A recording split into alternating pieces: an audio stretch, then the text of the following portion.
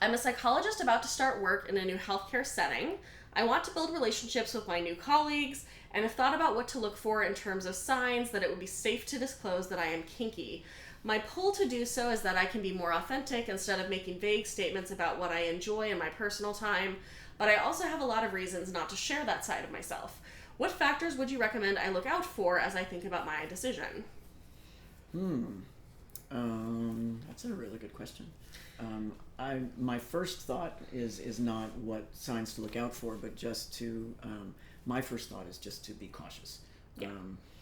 When you particularly depending on what state you're in and what your license is. Yeah. When you belong to a marginalized group that doesn't have legal protections, I also know from the military, even if 95% of the people there are perfectly okay with you, it's the 5% that are not that can ruin your career and make your life miserable because you don't have legal protections.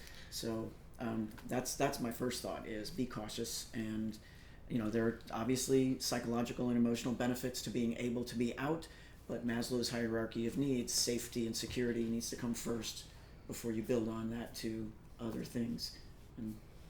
The thing that I would say is that a lot of this depends upon kind of the amount of privilege that you hold in a variety of different ways. Mm-hmm. So, if you were to lose your job, would that be okay for you? Is there something you could do? Would you be able to recover from that? If you were to lose your license, would you be able to recover from that? If you were to be outed to friends and family because somebody decided to post about you on the internet, would you be okay with that?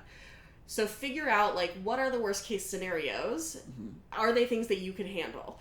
If you cannot handle the risk of losing your job, you have to be very, very, very, very, very, very cautious about who you talk to about being kinky, about being non-monogamous, a lot of times about being trans, because there are laws and rules, and then there's what real happens. The thing is, it may be illegal to discriminate against someone for being trans in a lot of places. That doesn't mean it doesn't happen. Right. They just do it in backdoor shady ways. Right. With kink in particular, in a mental health setting, my experience of a lot of mental health providers has been that there is a whole lot of sexual conservatism, even among people who should know better. Mm-hmm. I've been at the ASECT conference, which is the conference for sex therapists, teaching a class about non-monogamy and kink stuff, and had people clutching their pearls about it. At ASECT, the sex therapists were clutching their pearls. So, just be careful. I think that, again, it depends upon where you're at and what you are able and willing to risk.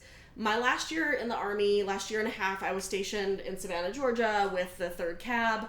I was the brigade psychologist, and everybody above me loved me. Brigade commander loved me, NCO loved me, everybody loved me. So by the time I left, everyone knew I was the weird sex person. If you have any patients coming in with weird sex things, you send them to Captain Powell, because Captain Powell has seen and done it all. It'll be fine, right? Which was a pro and a con for a variety of reasons. But it's not like I sat everybody down and had a meeting about, I'm a freak. It's that there were people that I trusted who I talked to about things, and then if folks came to them to consult about cases, they would say, actually, Captain Powell might be a really good person for this. Mm-hmm. People will find things out in ways that are subtle. When you talk about wanting to come out about being kinky, I also wonder, what that means. Yeah. Because usually when we're asking folks at work what they did over the weekend, we kind of want to know, but we don't really want to know. Yeah. We're not usually sitting down with the person we work with and being like, tell me all about the thing you did this weekend with your friend. Mm-hmm. What did you eat at your barbecue? What did you drink? How long were you at the barbecue? Whose house was it at? What were the chairs like? We just want to know that you're a person and we're connecting with you as a person. Right. So, if you just went to, a huge kink con last weekend and they're like, what did you do over the weekend? Oh, I went to this conference for this thing I super nerd out about. It was a lot of fun. What did you do? Right? You don't have to give specifics to be honest.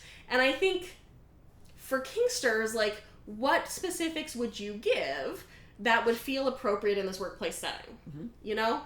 You could say I went to this conference that's about BDSM. It was really interesting. And if they ask more questions, you can answer. But that's not the same as saying I'm a kinky person and I go to kink events every weekend, which may be something that they don't necessarily want to know. Right. What do you think? What are your thoughts? all of that.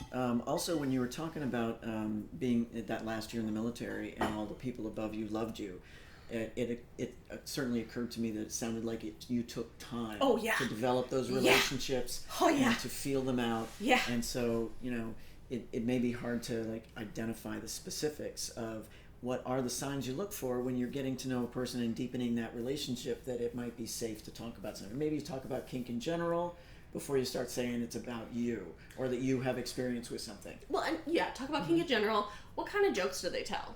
Mm-hmm. Are they the kind of people who already tell jokes that are a little bit like edgier? Mm-hmm. That's someone who might be more receptive versus someone who is like very like clear professional standards, professionalism with a capital P. And we all know that's rooted in hierarchy and bullshit. But like some people are very in the culture of professionalism. I think too, figure out who the people are who hold power in your workplace. And that may not be the same thing as the people who are in like technical positions of power. A thing I learned when I was in the military is that ranks are very meaningful, the hierarchies are very meaningful, and the most important people are the specialists. Those E4s run the fucking military. If you get in with the E4 mafia, you're good to go. One of the posts I was at on my deployment, we needed a gas can so we could fill up our generator more easily. And we talked to one of the E4s who was like, "Don't ask any more questions, ma'am. We'll get you one by the end of the day." Sure enough, gas can showed up. I asked 0 questions because it's not my job to know how it happened. I got what I needed. Yep. They took care of it, right? Those E4s do not have a lot of institutional power. They are not the ones writing people's evaluations. They aren't in charge of anything. But get things they done. have a ton of power. And if you piss them off, they'll make your life miserable. Right? So, like, if you're working in a healthcare setting, the person who does booking and who answers the phone, the person who sits at the desk, that is a person you want to be on their good side. Always. They may be the lowest on the totem pole in terms of technical power, but they can make your life miserable if you piss them off. Or wonderful if you make them happy. Yeah. And so, like, take some time when you go into a new setting to really feel out what are the power dynamics? Who holds power? How do they hold that power? Are these people who are holding power in a way that feels ethical and kind? Are these people who are petty? Don't tell petty people your bullshit. The thing is, even if they're on your side, when you tell them, the day will come where they're not. Don't tell the petty people. Yes. That's not helpful for you. But who has power? How do they hold that power? Who is that power in relationship to? Make those relationships, make those connections, figure out where you stand, and that'll give you a lot more information about who you can take risks with, what those risks mean.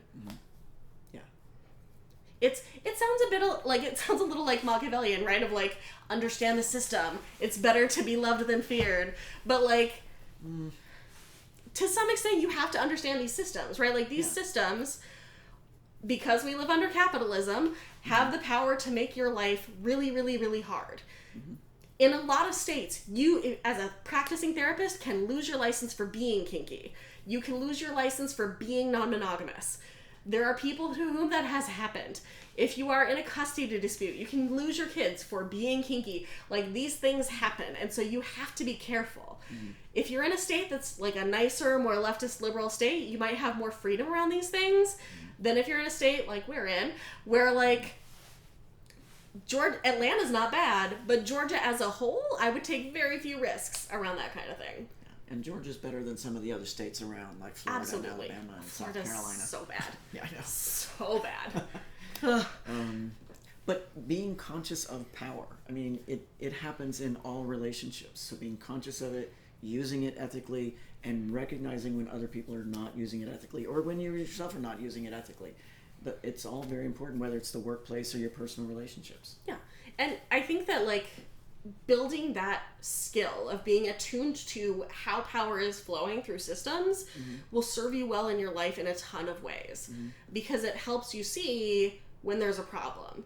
It'll help you see, like, in this roommate situation, this person is concentrating a whole lot of power in a way that doesn't seem to be working for anybody else. Why is that happening? In this healthcare setting, there's this very toxic person who somehow has accumulated a bunch of power.